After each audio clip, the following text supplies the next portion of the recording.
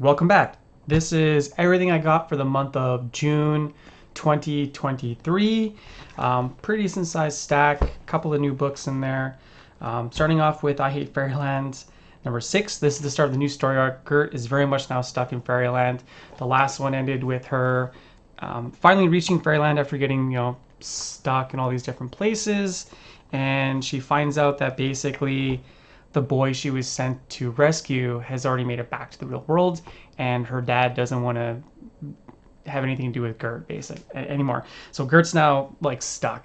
She's not a guest at Fairyland. She's not there on a quest like she was the first time as a little girl. She is now just stuck in Fairyland as far as she knows. So we're looking forward to where this goes now. It should be a lot more fun. It's a fun book anyway. So Clobbering Time.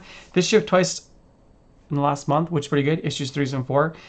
This is a really fun book. I'm really digging Steve Gross' story on this one.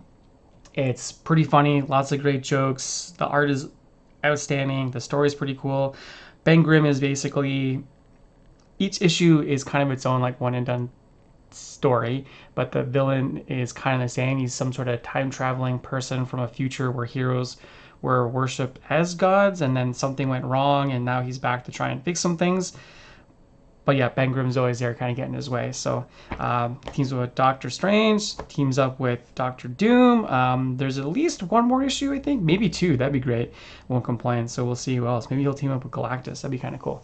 But yeah, really digging this one. Mission en place. I had to like triple check if I ordered this book because I do not remember what it is. But what the story is basically, animals have pretty much all been eaten up on Earth. So humans are now going out into space to try and find things to eat. That's what I got from reading the back cover. So I honestly do not remember why I ordered this. But I checked my orders that I send in, and it's definitely on there. So we'll see how it goes. I've been pleasantly surprised most times I order something and I completely mistrack that I ordered it, and then it shows up. I'm like, oh, that was actually really fun. I looked up the creators of this book, Matt Carr and Lane Lloyd. I don't think I've ever read anything by them before. So yeah, something new. Kind of excited. Saga, issue 65. This book keeps trucking along. And it's just great. I don't know. I don't know what else to say. It's like one of the best books that's being published, and everyone should be reading it. I don't know how close it's being done, so you don't want to go and be like, it's Brian K. Vaughan's best work ever, but it's really good. And Kid Robot's up to a bunch of cool stuff. Alana's up to some cool stuff. A lot of characters are just doing cool stuff, and the story just keeps going. And the story's just real personal and just human. I think that's like, as fantastical as the sci-fi and like the fantasy stuff is, the stories of the people are really, really good. So Ultimate Invasion number 1. So Jonathan Hickman wrote Secret War, oh geez, many years ago now, and in that a lot of the multiverse within Marvel was destroyed, and then Reed Richards fixed everything with the help of Doctor Doom and Molecule Man. But one of the places that never came back was the Ultimate Universe, which died. So the maker, who is the version of Reed Richards from the Ultimate Universe, not quite a bad guy. Like, he's done some evil things, that's for sure, but done some other things as well. He's going to try and bring back the Ultimate Universe. That's what I kind of take from this. So from the previews anyway. So should be pretty fun. Nice little homage to the Ultimates number 1 on the back cover there. Up next, Red Room Crypto Killers number 2. First issue was really good. Glad the series is back. I think this is the last arc though by this. The last issue kind of showed I guess you'd say the managers of the Red Room, even though they are monsters that kill people online for money. They do kind of have a code and they stick with it. So BPRD and Hellboy in the BPRD 1957. Just a one shot. A lot of these BPRDs that have like the year tag are just like single issues stories, which are fun. I've never seen art by Allison Sampson, who's got art reviews on this book. Looks pretty good though.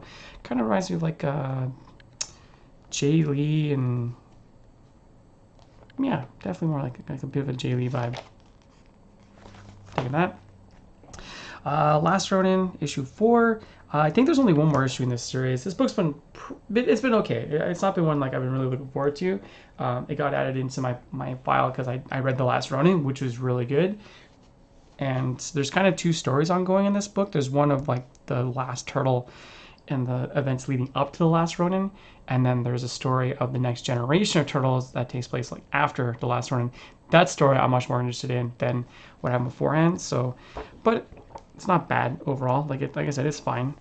And there's at least parts that I really enjoy, even though flipping through this, I don't see any of the parts that I enjoy. Oh, geez. Okay, well, that could be a bit of a bummer. But if this was like an ongoing, I'd use my rule of 6, and I probably would have cut it. But it's a mini series. I'll stick it out. Then yeah, Teenage Mutant Ninja Turtles again, but this time Usagi Yojimbo. What was really awesome about the last 3 issues is Usagi Yojimbo did recognize the turtles, so you don't have the trope of them having to fight to realize that they're actually on the same side. But the turtles travel back in time to try and stop this guy from traveling to the past to take over to then change the future. So they've teamed up to chase him. He builds robots, so they're gonna fight a giant robot spider, which is pretty cool. And a ton of Usagi Yojimbo characters show up in this, which is kind of cool. I think it takes place before the main Usagi Yojimbo story. Like, it seems like his the master that generally fought for is still alive and everything. So, but yeah, ton of fun. And then yeah, Star Wars, Darth Vader, Black, White, and Red. This is issue 3. I do not have the other issues, and I only bought this issue because Danny Warren Johnson does a Darth Vader story. So I heard he was doing a Darth Vader story, and I was like, I'm all in. Like, yeah. Give me that. I'm a big Dan Warren Johnson fan.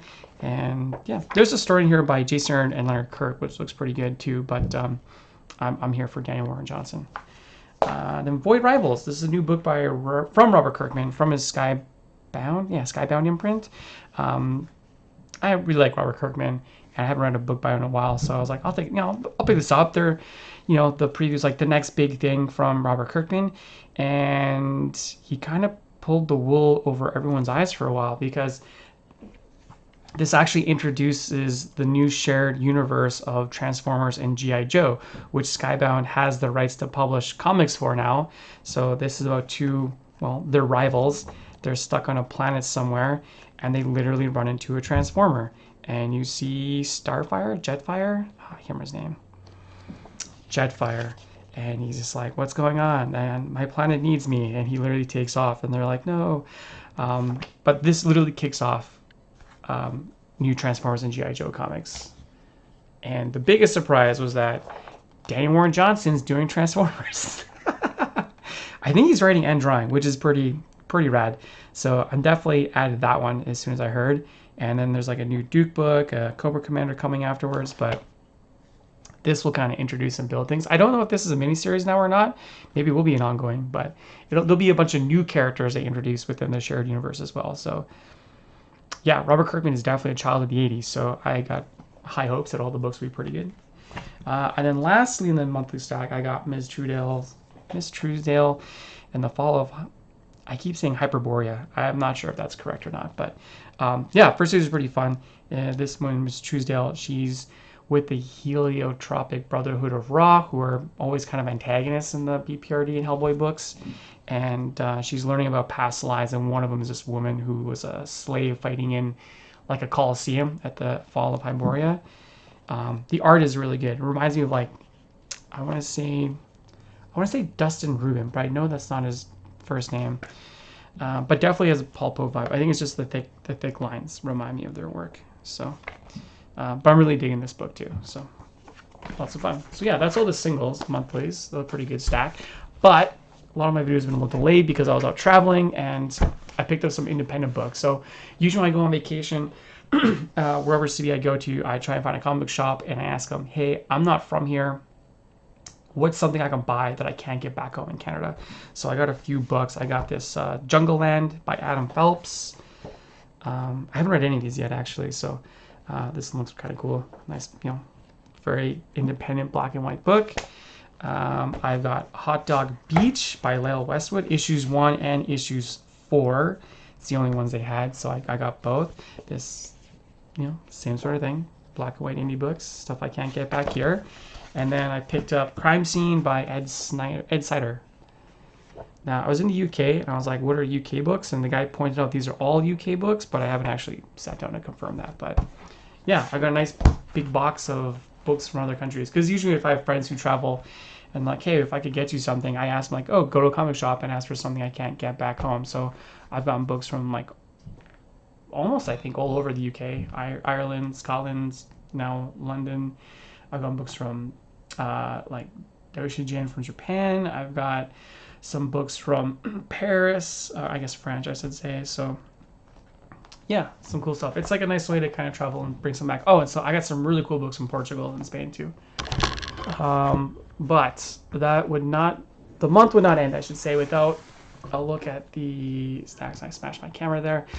Look at the trades. So actually, it's a pretty big trade month this month. So kicking things off, Sean Murphy, Beyond the White Knight. This is the third book in the Batman White Knight series by Sean Murphy. This one takes place, I think, close to 10 years after the last one. Bruce Wayne's in jail. A new Batman's shown up, basically Batman Beyond. Jason Todd is there. And yeah, the GTO is in full swing. And we'll see how it goes. I think in this one, Harley Quinn's kids, obviously, they must be a little older too. So the one thing with these Batman books is I really like the dust cover, but the hardcover usually looks better. And this one does. The front cover looks pretty good.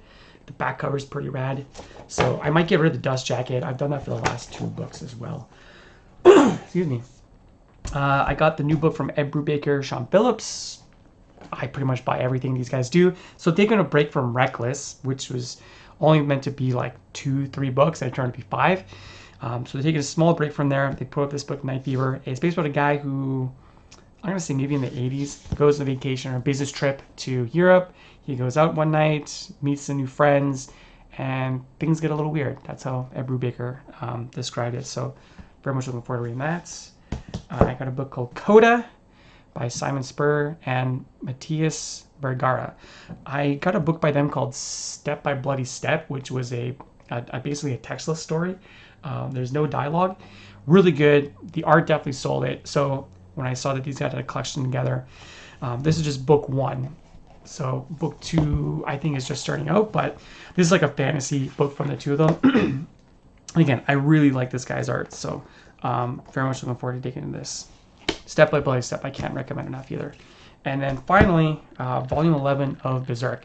I'm only 3 volumes out from catching up, so and I'm about volume 5 right now. I finished 4, I'm about halfway through 5, so I'm getting there myself as well. But I get these now every other month till I got caught up, and I'm finally going to be caught up in this year. So unless there's a volume 15, which I think there is, but I don't know. But we'll see. Either way, my Berserk shelf will be full. It is a full bookshelf on my bookcases. But that's everything for the month of June. It's a pretty fat stack. Very much looking forward to. Got all caught up with everything else, so I can just dig right in these books before the next stack comes. So yeah, as always, let me know what you think. Send me your cheers, send me your jeers, and I'll see you next time.